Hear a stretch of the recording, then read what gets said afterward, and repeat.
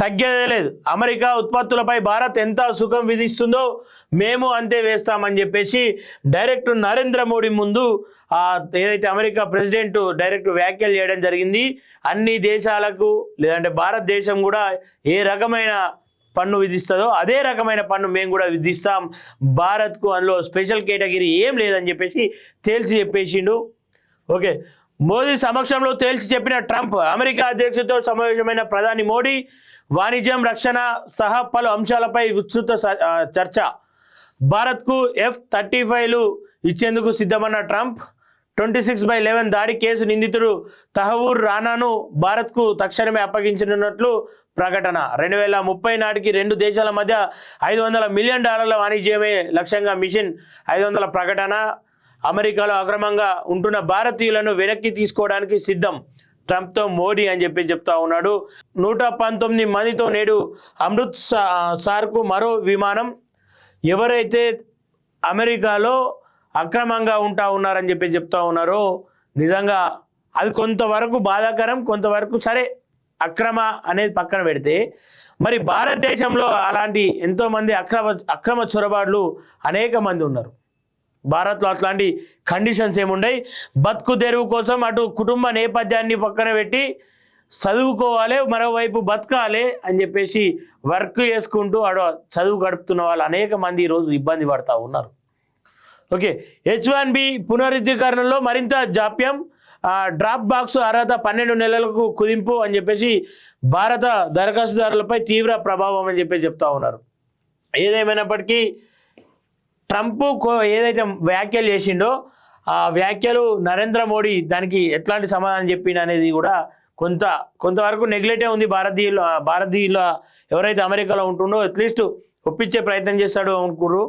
ఎవరినైతే బేడీలు ఇస్తూ ఉన్నారో వాళ్ళను అట్లాంటి పనులు చేయకుండా ఆపగలుగుతాడేమో అని చెప్పేసి అనుకున్నారు. కానీ ఆ సీన్ అక్కడ కనిపించలేదు. మెగా ప్రెసిడెంట్ ట్రంప్ ఎప్పుడు మేక్ అమెరికా గ్రేట్ అగైన్ గురించి మాట్లాడుతుంటారు. మేము మా దేశంలో వికసిత్ భారత్ లక్ష్యంతో పనిచేస్తున్నాం, దాన్ని మేక్ ఇండియా గ్రేట్ అగైన్ అనొచ్చు.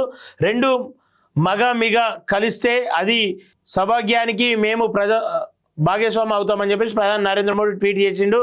బేరాల్లో నాకంటే మోదీని బెటర్ అని చెప్పేసి విలేకరులతో ట్రంప్ మాట్లాడుతుండంట. మా ఇద్దరిలో గట్టిగా బేరసారాలు చేయగలిగేది నరేంద్ర మోడీనే. ఈ విషయంలో నాకంటే ఆయన చాలా మెరుగు, మోదీకి అసలు పోటీయే లేదని చెప్పేసి ట్రంప్ విలేకరుల సమావేశంలో చెప్తున్నట్ట. సరే, ఏదేమైనప్పటికీ భారతదేశం నుండి అనేక మంది వలస పోయారు అమెరికాకు, అనేక మంది అక్కడ చదువుకోవడానికి వెళ్ళిర్రు, అనేక మంది ఏదైతే ఉద్యోగం కోసం వెళ్ళిర్రు. వాళ్ళందరికీ కూడా ఖచ్చితంగా మోడీ ఖచ్చితంగా వాళ్ళకు అండగా ఉండాల్సిన అవసరం ఉంది. ఎంతోమంది ఇలా మధ్యతరగతి కుటుంబాలు అటు ఏదైతే పని చేసుకుంటూ చదువుకోవచ్చు అనే ఆలోచనతో, ఎందుకంటే కుటుంబ నేపథ్యం చాలా చిన్నది. ఇక్కడ పని చేసుకొని తల్లిదండ్రులు అక్కడ డబ్బులు పంపించి చదివించేంత స్తోమత లేదు. కానీ అక్కడే పని చేసుకుంటూ అక్కడే మేము చదువుకుందామనే ఆలోచనతో ఎంతోమంది అక్కడికి వెళ్ళిన వాళ్ళు ఉన్నారు. వాళ్ళ పొట్టల మీద ఈరోజు ఆ ప్రభుత్వం కొట్టే ప్రయత్నం చేస్తుంది. కాబట్టి దయచేసి నరేంద్ర మోడీ వాళ్ళ పక్షాన నిలబడాల్సిన అవసరం ఎంతైనా ఉంది. నరేంద్ర మోడీ గట్టిగా తలుచుకుంటే వాళ్ళ పక్షాన నిలబడగలుగుతాడు, వాళ్ళకు న్యాయం చేయగలుగుతాడు. సో ఇది ప్రస్తుతం ఆడ ముచ్చట. F-35 డీల్ జరిగే పనేనా?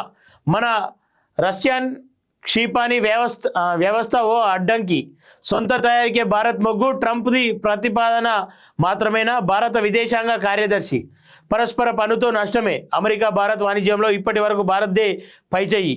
ఎగుమతులు ఎక్కువ, దిగుమతులు తక్కువ. అమెరికా కంటే మన సుంకాలు అధికం. పరస్పర పన్నుతో పరిస్థితి మార్చే ఛాన్స్. ఆటోమొబైల్స్, ఇంధనం, రక్షణ రంగాలపై తీవ్ర ప్రభావం. అదాని అంశం వ్యక్తిగతం, ట్రంప్తో చర్చించే విషయం కాదని అమెరికాలో మీడియాతో ప్రధాని పర్యటన ముగించుకొని భారత్కు మోడీ అని చెప్పి చెప్తా ఉన్నారు. ఏదేమైనప్పటికీ అదాని అంశం అయితే చాలా బలంగా వినిపిస్తూ ఉంది. అది వ్యక్తిగతం అని చెప్పేసి ఎప్పుడైతే చెప్తా ఉన్నాడో అది వ్యక్తిగతం కిందకి తీసుకోవద్దు.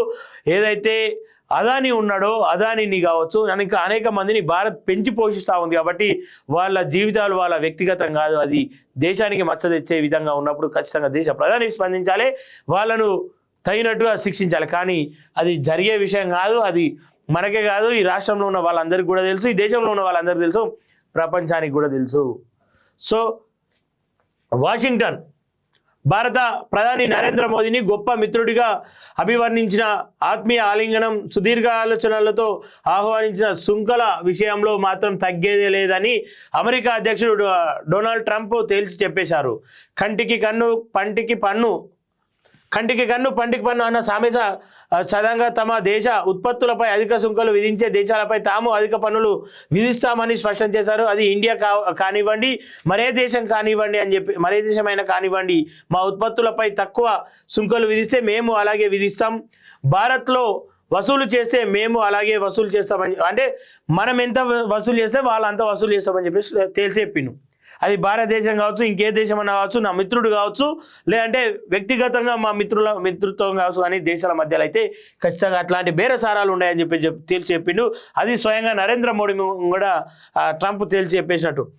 భారాలు ఎలా వసూలు చేస్తే భారత్ ఎలా వసూలు చేస్తే మేము అలా వసూలు చేస్తాం, అలాగే వసూలు చేస్తామని సాక్షాత్తు ప్రధాని నరేంద్ర మోడీ సాక్షిగా ఆయన పక్కనే నిలబడి సంయుక్త పత్రికా సమావేశంలో ఎలాంటి షషాబీలు లేకుండా నిర్మోమాటాలు లేకుండా ప్రకటించారు. తనకన్నా మోడీనే మెరుగైన బేరగాడని వ్యాఖ్యానించారు. త్వరలోనే భారీ వాణిజ్య ఒప్పందానికి కుదుర్చుకునేందుకు రెండు దేశాలు ఎదురుచూస్తున్నాయన్న ట్రంప్ అమెరికాకు చెందిన కొన్ని ఉత్పత్తులపై భారత్ విధిస్తున్న సుంకాలు అన్యాయంగా ఉన్నాయని వ్యాఖ్యానించారు. కాకపోతే భారతదేశంతో పోలిస్తే చైనా, యూరోపియన్ యూనియన్తో వాణిజ్య సంబంధాలు చాలా క్లిష్టంగా ఉన్నాయని ఆయన పేర్కొన్నారు.